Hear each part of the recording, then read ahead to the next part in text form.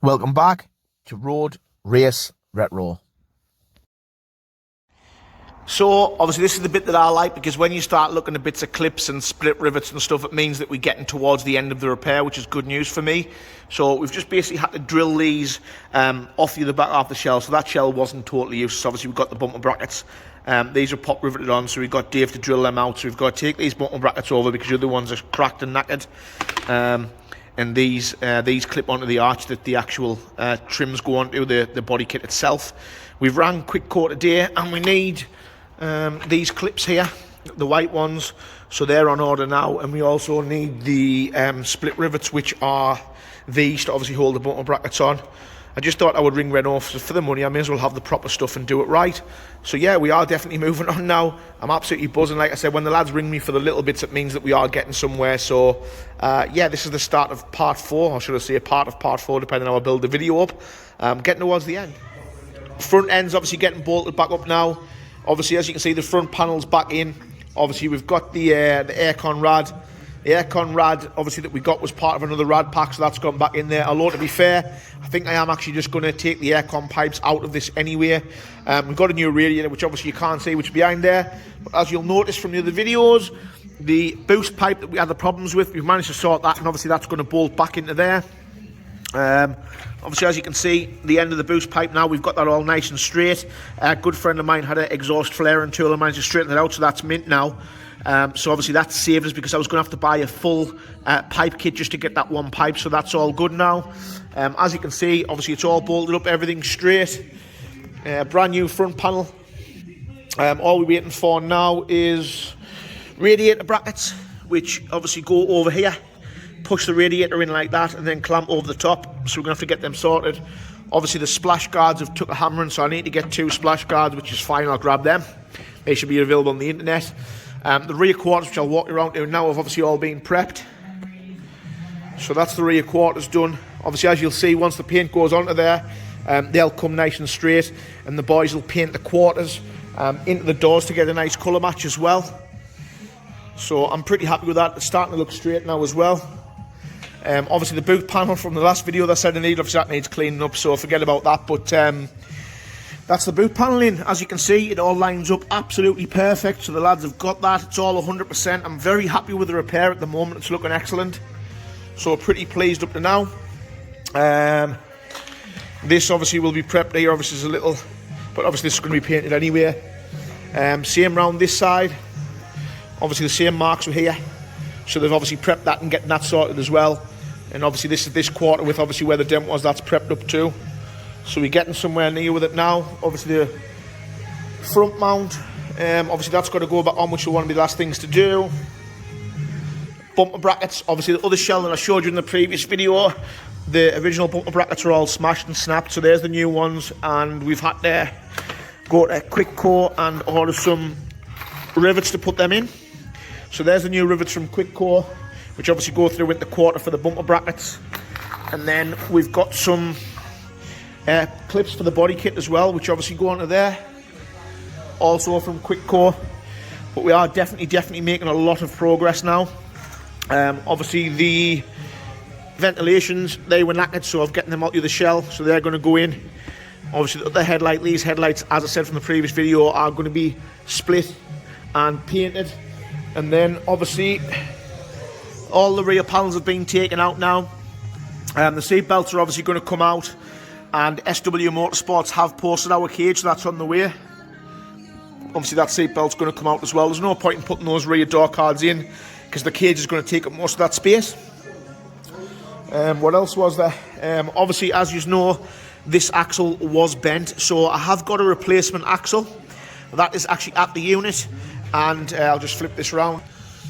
So yeah, so the other axle's now at the unit, and what we're going to do is with that, we're going to send that one away, strip it down and powder coat it.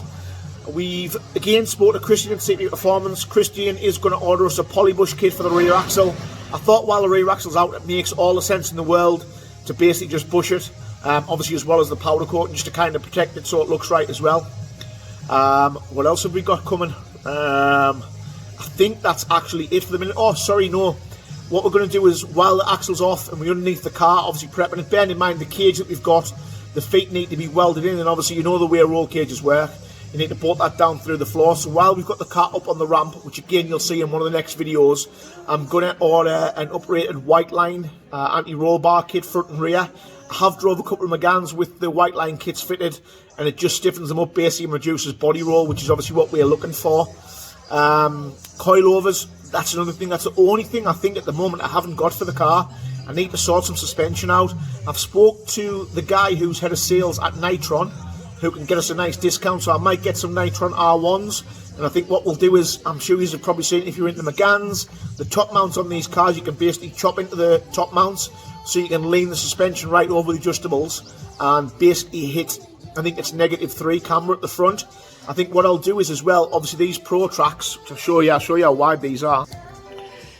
So obviously these Pro Tracks here, the wheels are extremely wide. I'm sure these wheels are 9s all round, so what I'm going to try and do is, if I can with these, is run a 255 tyre at the front and get the track at the front extremely wide, just obviously to increase grip. I think though, once obviously everything's done to the lengths we've gone to with the roll bars, suspension, obviously chopping top mounts, realistically it should handle as good as any other hot hatch.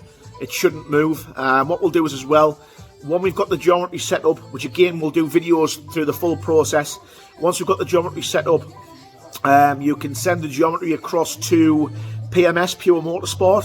And what Pure Motorsport will actually do is as well for us is send us a set of rear axle shims as well, so we'll be able to push the back wheels out and obviously get like a nice angle on them for handling. So realistically, the geometry of the car, it should be phenomenal.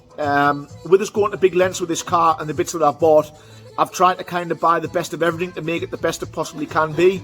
So in terms of suspension setup, I think we're going to go the full hog, and I think I might go to somebody like Suspension Secrets. I don't know if you've heard of them guys. I haven't used them before, but they get a really good rep. So I thought maybe send it down there, get the car corner weighted. But I'm starting to get excited now, because obviously, like I said, the car is starting to get down. It all looks like it's in one piece. So I know this video is a lot of talking and not really much action, but bear with me. And hopefully the next steps in the video should be the car in paint, and I'll show you the roll cage and the other bits that we've got coming. But again, thanks for staying tuned to the channel. This is one of the shorter videos, end of part 4, just an update of where we at with the body shop really. Shoot the Rs250, because what I wanted to do is I don't want to have one of these stripped out race cars where I can only use it on track. If I want to go out on a weekend and go and enjoy your B-road, or, you know, go out for a bit of a country drive or whatever, I need to have that little bit of comfort. I do still like a little bit of kind of padding in the car, slightly softer side. Don't get me wrong, it will be a fully fledged send machine, it'll be tuned, it'll be fast, it'll be leery, but the little bit of comfort to me is still important, because I still want to use it on the road. So obviously common saying, which I'm sure you've heard 1,000 times before, is Club Sport spec, which is the way that I'm going to go with this car. Well, slightly over Club Sport, obviously it's going to be a full cage, but I still want to leave the carpets in the front. The door cards will remain, the dash will still remain, so it will still be like a nice car. The handling obviously will be aggressive, and I'm guessing on the road with the setup that I'm going to run, it will sort of tramline a little bit. My plans are to get some quality coilovers, which is the only thing I haven't settled on yet. Once we've got the coilovers, what we'll do then is we'll chop into the top mount on the Megane, which is a common thing, so we can lean the camber right in. We're looking at maybe run around -3 on the front possibly, with a 255 tyre, because obviously the Pro Track wheels are 10s all round, so we can fit a nice wide tyre. I shit you not, the handle on this Megane should be second to none. It'll be extremely fast, it'll stick like glue, and we should get some quality lap times from it. But obviously, all things aside, getting to things on a serious note, when I do drive cars, you know, I do drive them fast. I sometimes do push myself, and I'll not lie. For anybody that knows me, obviously you've already known this, I have had a few scrapes and a few incidents where I have crashed cars. When you're on the limits and stuff, it is something that you've got to be aware of. So with that in mind, that's why we've gone for the cage. What we've got is as well, we've got retractable door bars, so you've got to weld the feet in with this cage. There's the feet which you've got to weld in, and then from there onwards it's bolt in. But this will give us a nice element of safety, especially when we go to a place like the Nürburgring. If you've been to the ring before, you know how dangerous the place is. You can hit speeds of in that Meg will probably be looking at 150, 160 mile an hour in certain points, maybe it's a little bit more, I don't know. But with that in mind, you do need to have a roll cage in these kind of cars. And to me, it was very important. Obviously, as you saw from the very first video we put on the channel, I have got a little girl at home, which obviously I love with all my heart. And if obviously your dad wasn't to come home one day, that would be a different story. But that's why we have these roll cages. You know, this car is going to be running some crazy speeds, and sometimes you do make mistakes. Sometimes the people make mistakes, so safety at hand is very important to me at the moment. As you can see, there we are. So those are the door bars, like a cross door bar, and obviously they just bolt in and bolt out. Now I know sometimes the ring can be a little bit fussy about cages if you're running door bars, because the way that they see it is you need to be able to get out the car quickly if you have an accident. Obviously door bars do tend to stop that, but in terms of safety, these are definitely worth having. So I think what we'll do is when we run UK track days, we'll bolt the door bars, and then obviously when we go to the Nürburgring, we'll kind of just take them out. But yes, things are heating up, and we're at the final stages now. Obviously this is part 4, so we're building this series up quite nicely, and the next step will be at the paint, as I'm sure the car's actually due paint this week. So fingers crossed, we should have some paint in the car and should be able to get a look at the kind of job that my bodywork guys have done. I promise you, it'll be drop dead. It'll be beautiful. The car will be flawless. The paint will be really nice. Everything will be straight and true. So I'm looking forward to seeing that. But this is the end of part 4. Obviously, our roll cage from SW Motorsports. So we got a really good price, and that's a thank you to SW Motorsports for that. I'm not saying they're going to watch my videos because I'm not that important yet. But thanks very much, guys. And stay tuned. End of part 4, heading into part 5. And hopefully we should have the car with some nice matching paint on each panel and back on its wheels. Thank you.